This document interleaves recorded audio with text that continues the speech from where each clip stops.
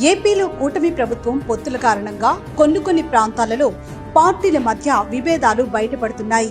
అలాగే కొన్ని చోట్ల ఇరు వర్గాల మధ్య దాడులకు పాల్పడడం, హత్యలు వంటి పరిణామాలు కూడా చోటు చేసుకుంటున్నాయి. ప్రభుత్వం అధికారంలోకి వచ్చి ఏడాది అవుతున్నప్పటికీ కూటమి పార్టీల్లో సమన్వయం ఉండడం లేదని పలువురు నాయకులు అనుమానాలు వ్యక్తం చేస్తున్నారు. రీసెంట్ గా జరిగిన ఒక సంఘటన దీనికి ఉదాహరణని చెప్పవచ్చు. కూటమి ప్రభుత్వం అధికారంలోకి వచ్చిన రోజుని వెన్నుపోటు దినంగా వైసీపీ పార్టీలు ప్రకటించగా కూటమి నాయకులు వైసీపీ పీడ విరగడైందంటూ ప్రోగ్రామ్ ను అట్టహాసంగా పోటీగా నిర్వహించారు.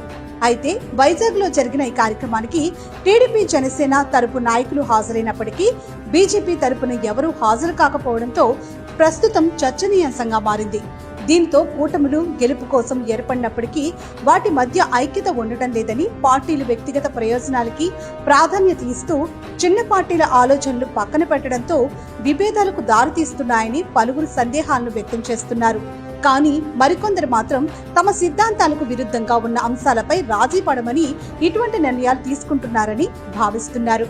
ఇక ఈ సమావేశానికి హాజరు కాలేకపోవడానికి గల కారణాలను బీజేపీ చెప్పుకొచ్చింది. అయితే అదే రోజున విజయవాడలో జరిగిన పార్టీ సమావేశాలకు హాజరవడంతో పీడ విరగడైందనే ప్రోగ్రాంలో పాల్గొనలేకపోయామని వివరణ ఇచ్చారు.